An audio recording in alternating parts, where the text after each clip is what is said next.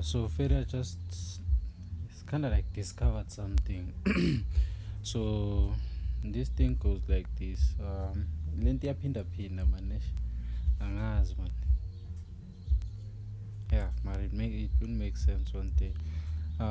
So Siva, let's talk.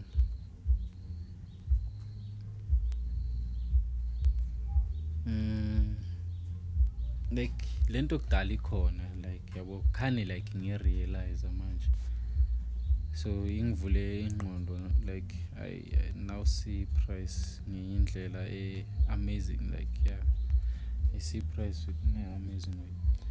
So la ngiyele ngathathi loss same day vele la. Ngalela ngaleli bengakayazi lento le. So ngithe recorder immediately press record lento le bese ibhaya like bengishiftile. So I couldn't close because be very impulsive and I didn't close because bengakayicavi lento engiyicavayo manje. So it's something that I saw yesterday and today is like the second day. Now I'm like kind of like researching it or going through it and sengiyayibona feel. So i-price ne izo-create i-create mayihamba i-create ama-higher highs nama-higher lows. So lana ngimakhe i-low ne-high so socala lapha i-focus yami izoqala ibe lapho ne.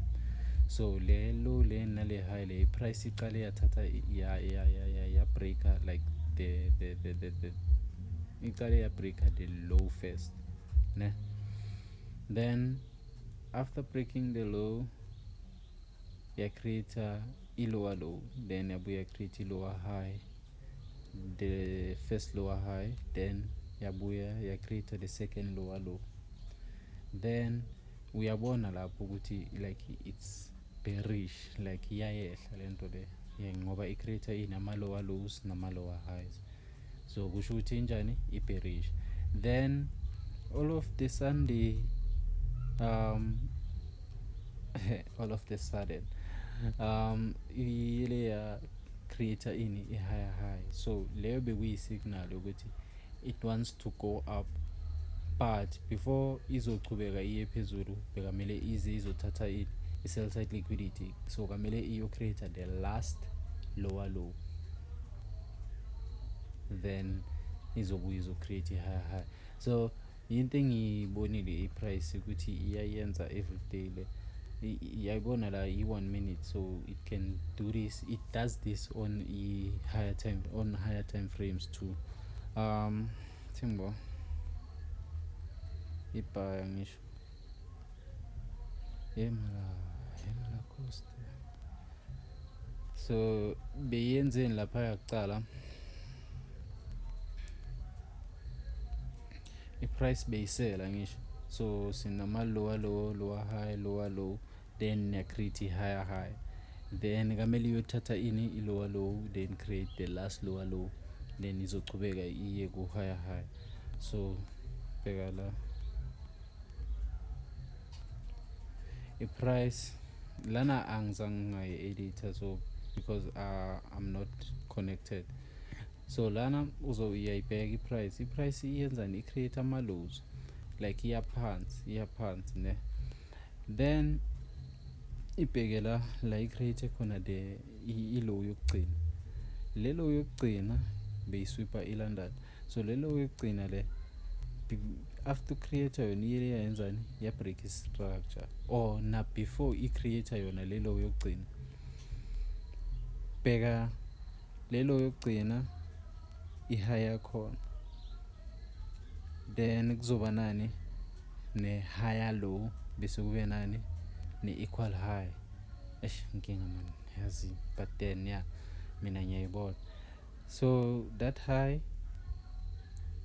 i-price iqale yayi-breaker yona so that was i-break of structure then bekamele uyothatha ini i-sell side kokugcina then yayehla yamelt iyayithatha i-sell side hhayi la ngifake khona le line encane le engathi namagama phezulu hhayi lapho before that line yeah i-market structure yenzeke lapho not la ngifake khona i-line so bengingakacavi lento engiyibonayo manje so manje sengiyayibona so okay lapho bekuyisignal ukuthi okay iseyifuna ukuya phezulu, but kamele iyothatha i-sell side kokugcina, then it went down, then yabuya yaya phezulu. So le bekuyi-Euro USD. Then kube ne-daily bafethu, imarket iyaphansi ngisho iyaphansi. So bheka la engisele khona, la engifake khona le tool leli eliveza i-risk ne-reward. So lelo tool lelo khona le candlestick eli-blue le doji. That candlestick li-acta as like i-retracement. So singasho ukuthi i-lower high leyo bese ya-create i-low yokugcina, yayithola. Then after create i-low yokugcina, bheka lelo doji lelo i-price yabuya ya-trade above lelo doji lelo. So leyo bekuyi singasho ukuthi i-break of structure on a higher time frame, yayithola. But mina khona enye engiyibonile before leyo, so asibuyele emuva like days before. So bheka i-price action like ama-candlestick lawa amnyama lawa yaphansi. So le bekuyisela ngisho. So le sell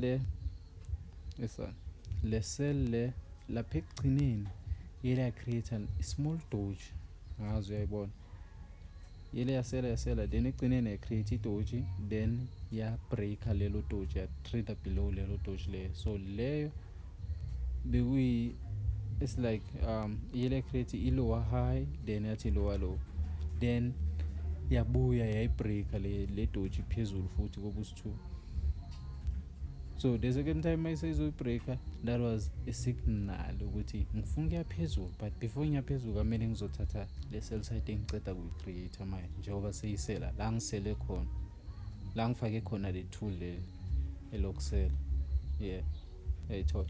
Then that was the confirmation ukuthi izobhaya lento eyenzeke lapha before. But fair sengiyayibona, okay, fair. Yeah, mara I need to practice it more, then ngizobona.